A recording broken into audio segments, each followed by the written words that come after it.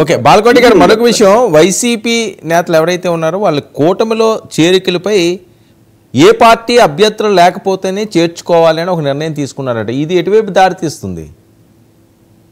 వర్మ గారు రెండు ఇనిషియేటివ్లు చెప్తా. నేనుంది నందిగాం అసెంబ్లీ నియోజకవర్గం. ఒక ఎస్సీ మాదిగ అమ్మాయ స్లేపర్ పని చేస్తుంది, అంటే స్కూల్లో పిల్లగాళ్ళకి సంబంధించిన బాత్రూమ్ పని చేస్తుంది, నెలకు 6,000 ఇస్తారు. ఆ అమ్మాయి భర్త వైసీపీ అని చెప్పేసి ఆ అమ్మాయిని తీసేస్తున్నారండి. కానీ ఆ అమ్మాయి తండ్రి తెలుగుదేశం పార్టీ 30 ఏళ్ళుగా శరణ వేడుకున్నా కూడా అమ్మాయి ఉద్యోగం తీసేశారు.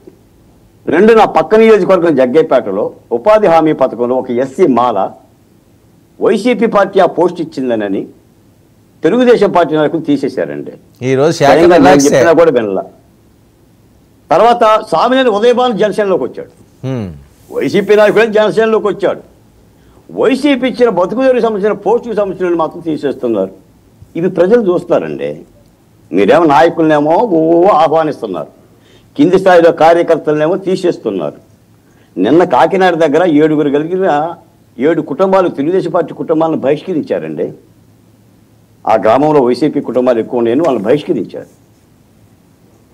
ఇవి పోతాయండి ప్రజల్లోకి. అంటే మనం కష్టపడ్డ కష్టం, పోరాటాలు చేసిన కష్టం, ఓటమి పార్టీని గెలిపించుకున్న కష్టం, అంటే పైన ఆకుల్ని రెమ్మల్ని పువ్వుల్ని చూపించి చెట్టు బాగుందనుకుంటేలా కింద వేల సంగతి ఏంటి, కింద డౌన్. ఇప్పుడు నిన్నే మాట చెప్తాను, నా పక్క నియోజకవర్గమే మద్యం సిండికేటు అన్న 30 లక్షల రూపాయలు నెలకు అడుగుతున్నాడు అన్న ఎమ్మెల్యే అని ఫోన్ చేశారు. అదేంటి అని అన్నా, 15 ఇస్తామన్నా కూడా నెలకి అంగీకరించట్లేదన్నారు. ఎంపీ గారికి చెప్పండి అన్న, ఎంపీ గారికి చెప్తే సెటిల్ చేసుకోమన్నారన్నా అంటున్నారు.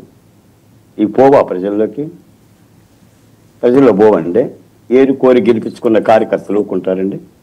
ఎవరేసారు మద్యం సిండికేట్లు? తెలుగుదేశం వాళ్ళేగా ఎక్కువ మంది, అరకొర వైసీపీ వాళ్ళు తప్ప అందరూ ఉన్నారు కదా.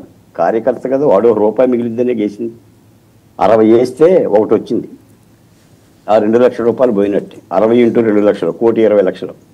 1,20,00,000 పెడితే ఒక టెండర్ వచ్చిందంటే. అంటే గ్రౌండ్ లెవెల్లో జరుగుతుంది, చూసుకోవాలండి. వాళ్ళు చూసుకుంటారా లేదా నాకు తెలియదు, కానీ ప్రజలు మాత్రం అమాయకులు కాదండి. సో కాదు, ఈ ఒప్పందం ఏ రకంగా ఉంది? ఎవరికి అభ్యర్థులు లేకుండా కూటమిలో చేర్చుకునే ఒప్పందం ఎలా ఉంది? వర్మ గారు, ఏ పార్టీ వాళ్ళు ఏ పార్టీలోకి వచ్చినా తీసుకుంటారండి, తీసుకున్నారు. మళ్ళీ మీరు అందులో మళ్ళీ మీరు రాలేరనక్కర్లా, ఆల్రెడీ ఎన్నికలకు ముందే తీసుకున్నాం. ఓకే, అంటే వీళ్ళ వ్యూహం ఏంటంటే వైసీపీ పార్టీలో నాయకుల మొత్తాన్ని కూడా తీసేసుకుంటే వైసీపీ పార్టీకి జగన్మోహన్ రెడ్డికి నాయకుడు అనేవాడు మిగలడు, ఆ పార్టీ తల్లకిందులు అవుతుంది, ఇబ్బంది పడుతుంది, ఆర్థికంగా కూడా జవసత్వాలు ఉండవు అని అనుకుంటున్నారు. కానీ నాయకులను చూస్తే పార్టీలు మునిగిపోవండి. అలా అనుకున్నప్పుడు గతంలో కూడా జగన్మోహన్ రెడ్డి గారు కూడా తీసుకున్నారు. కార్యకర్తలు పుట్టుకొస్తారు, కార్యకర్తలే నాయకులు అవుతారు. అవి పార్టీలండి.